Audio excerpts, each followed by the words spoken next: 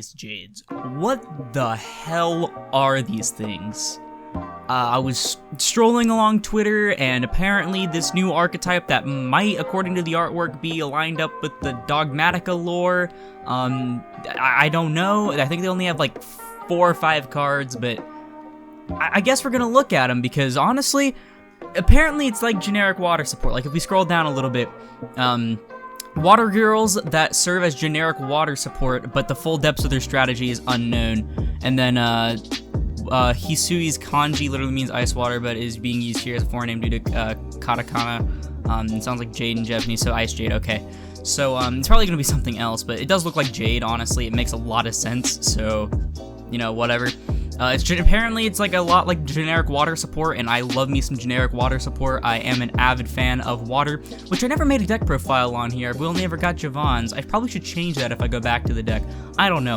But for now, let's just look at these chicks. Honestly, she looks a lot like Galatea, which is kind of concerning. Like, if you know anything from the World Legacy lore, that shit's convoluted as hell. We don't need it to be tying in with the Dogmatica lore.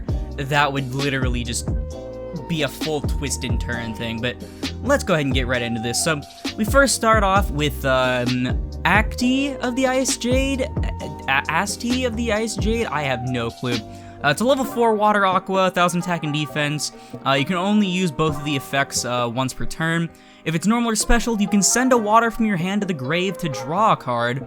And if a face-up water you control is destroyed by battle or card effect and this card's in your grave, you can banish this card to special an Ice Jade from your hand or grave, except for herself. So I don't know too much about the second effect yet because I don't know like the later cards or anything what they do.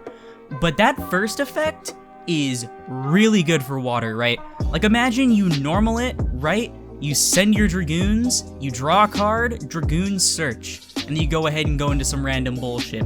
It's not as like good of a normal summon as Diva, or maybe even as like Neptibus, but this is still really cool. Like maybe if you need like an extra bit of draw power, maybe you get an extra summon. I do wish it wasn't an Aqua, I wish these were Sea Serpents, but you know, I can't, beggars can't be choosers, you know. Aquas are Aquas. But yeah, so very good first effect actually. Like I said, just like an upstart that also lets you search. So depending on what you draw, you know, maybe that's really good. But you know, decent. So now we have Tinola of the Ice Jade. It's a level 4 water aqua effect with 1000 attack and defense again, with the same restrictions on the effect usage. You can send a card from your hand to the graveyard, then target a water in your graveyard, send this card from the field to the graveyard, and if you do, special that target. If a face-up water you control destroyed by battle or card effects in your grave, okay, so it has the same effect as Acti. So, the first effect, I gotta think real quick if my phone doesn't, like, keep buzzing. I gotta think about this one. So, it is Revival, and it, again, does trigger Dragoons, but I don't know exactly if it'll have usage in water. I mean, obviously they're gonna have to be like they're gonna be their own archetype as well. You know, that's the thing. I'm literally just kind of thinking of their usage in water. Also, that is some really pretty artwork. I'll probably feature her in the thumbnail actually. Now that I think about it, that is very nice looking. I like the stalactites up on the top with like ice crystals and stuff. Anything with ice I really like in this game, and I'm really mad that all of our ice decks are like deemed aquas. Like, I feel like we should have an ice typing. Instead of giving aqua to things, we should have like an ice typing, and then like make less things aquas, because aqua can literally just be slapped on anything, and I don't know how to feel about that, but so yeah, first effect is pretty like decent. I just gotta like think of the uses. Like in certain situations, maybe as like a one-of or something if you're playing in water, because this can be specialed by Acti, so you can like normal Acti, like send something, draw a card, somehow like pop a water with an effect, and then like, you know, banish special, and you can revive stuff. They can make Toad. That is a thing. They can go into Bahamut Shark and make Toad. So, you know, so far that's like the main extent of what I'm seeing. But let's go to the next one. So this is the one that people are using to tie into the Dogmaticas. I might try to put up like a bigger artwork of this card, because apparently in these little bubbles here, like these, there's the Despia monsters. Like I think this one's like a Despia dragon thing, like the fire dragon. This one's some warrior chick. I don't know. I don't know much about the Dogmatica lore. I just know that they exist. It's like not as cool as the World Legacy stuff in my opinion, but this is also very pretty artwork. Actually, I'll probably just feature her now that I think about it. But this is Tremelot of the Ice Jade. It's a level 5 water aqua with 1500 attack and defense. Ooh, what is this, like 2007? You can only use the first and second effects of the card names once per turn each. You can send this card from your hand to the graveyard to special a water monster from your hand. Wow, okay. And then the same generic, if something's popped, you can banish it a special thing from your hand or grave. But that first effect is very interesting. So this, like in water, this has some really good uses because if you open it and like Neptibus or something, you can just go ahead and pitch her special Neptibus, and now if you get your stuff negated, that's totally fine. Like if you normal diva and it gets negated, that's totally cool. It's like having 1-for-1 because you didn't have to waste your normal summon on something like that. You still get the extra body that you need. You can go into like your full Hulk combo. That's really cool as an extender, actually. I wish it kind of just said like, you know, if you control a water, special it, like, you know, that's just me. But it's still a pretty decent extender. I don't know. I really like the artwork. Again, like all the artworks of these cards are really cool so far. This one's definitely my favorite, probably followed by that one, and then this one's probably my least favorite just because I don't like the brightness of the background. That is really cool looking though. I just realized how stretched it is on my screen, on my recording. I'm so sorry, but like that's pretty interesting because you, like I said, you can get the extension for the free monster.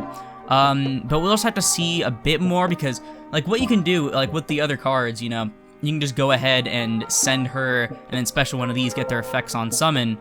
Or, she has the effect on summon, I'm sorry. And then she goes ahead and, she can revive this, which is really cool. So, do they have an extra deck monster? Yeah, like I said, they only have like 4 cards, which is really weird. I'm pretty sure we'll get more revealed later. I'm just going off based on what we have now, just so I can like jump on the trend, you know, cha-ching. But, okay, so far in the Archetype, this is a really good effect for getting out these bodies. And then these bodies, like I said, they can make Bahamut Shark go into Toad. This can trigger your Dragoons, get a free draw, that's really nice. And then this can also trigger Dragoons and get a body on board if you really, really need it. It's actually really good now that I think about it because you can send her to special her. And then she can discard like a Dragoons and then revive her. And then Dragoons will trigger Search Lapis Dragon, and then you can special, you can go into Hulk and then go into other shenanigans, which is pretty cool. Unfortunately, can't do like Neptibus combos and stuff off that, but that's definitely a really nice usage. Hopefully we see if they get like any extra deck stuff. I don't know if they're gonna get any extra deck stuff, that's the weird thing. But I guess they have like a single back row, and okay, just it looks like it's just a Rhoda. Add from your deck to your hell. It's Ice Jade Cradle, by the way. That's a really cool artwork. Add from your deck to your hand an Ice Jade with a different name from the cards you control are in your grave. So that's kind of a bad Rhoda then, because if you already used one or like you need another copy of one, then like you're just kind of boned. I mean, okay, so I'm guessing the point is that you banish the things from grave to special more bodies from hand or grave, and then now you don't have those things in grave, so you can search them again using the Cradle. But how often are you gonna be able to trigger the effects to banish from grave to special a person? Like, I don't know, considering, you know, you'd have to either rely on your opponent beating them over by battle, and we know we don't like going into the battle phase here in Yu-Gi-Oh! Anymore. That's not how the game works. But, like, you know, destroying by card effects probably going to trigger more often. It'd be cool if they had, like, something that destroyed their own things by card effect, because it doesn't say opponent's card effect. So, like, maybe we'll see more, like, Dino kind of cards, you know, where, like, you destroy a water by card effect to do something, or as part of an effect, and then you can trigger your things, get more bodies on board. But we still don't know what they do, like, really. Like it says, the full depths of their strategy is unknown. Like, we really don't know what the point is. It seems like recursion and, like, sending things to trigger things, and like it says, kind of generic water sport-ish. But I really want to see, like, more. Like I said, this is the only stuff we've had revealed so far, I'm pretty sure. So I kind of just want to see more cards. I want to see maybe, like, 2 more monsters, definitely, like, a field spell or something, you know. Kind of the standard cookie-cutter archetype design we've been getting lately, you know. A field spell, a Rhoda, a summon searcher kind of looking thing, which I'm assuming is what the draw thing is supposed to be. Something that revives a thing. Boom, you got, I mean, they all revive stuff, but this one, the middle one revives things, you know, and then like 2 or 3 various other things, like usually at least 4 to 5 monsters, you know, and then a boss monster, maybe in the extra deck, maybe in the main deck, you know, and then like 2 archetypal trap cards. Like, that's kind of the standard archetype stuff we've been getting. I don't think Suship did that, actually, now that I think about it. Suship really do be breaking the mold, though. I can't wait to get those. But these guys are girls, I assume. Like, they all look like chicks. They're kind of mysterious, but they do seem like they can serve for pretty cool generic water support. So, yeah, I'm not going to try to make the video too long. My last 2 videos on these kind of things were way too long, and I don't want to keep, like, repeating myself like I always do. So, yeah, tell me what you guys think of these in the comments below. I kind of want to hear your thoughts, even though we do only have 4 things to go off of. They seem neat. I'll put that. Like, they seem neat, but I want to see more. There needs to be more substance. Like I said, few more monsters, few more back row, an actual boss monster, because this is definitely not a boss monster. But if it does tie in with the Dogmatica lore, we can probably expect an extra deck monster that can search something or do something in grave like all the other ones do, which would be kind of cool because I'm a big fan of water. Water is like probably my favorite attribute in the game, not gonna lie, besides like dark and earth. So that's definitely gonna be really cool if these do turn out to be decent. They tie in with the lore, that's awesome. Hopefully I can actually wrap my head around the lore, and I want to see more things to come from these. But for now, that's going to do it for the video. If you liked it, please sure to hit the like button, as it helps put this video and the channel into the YouTube recommended.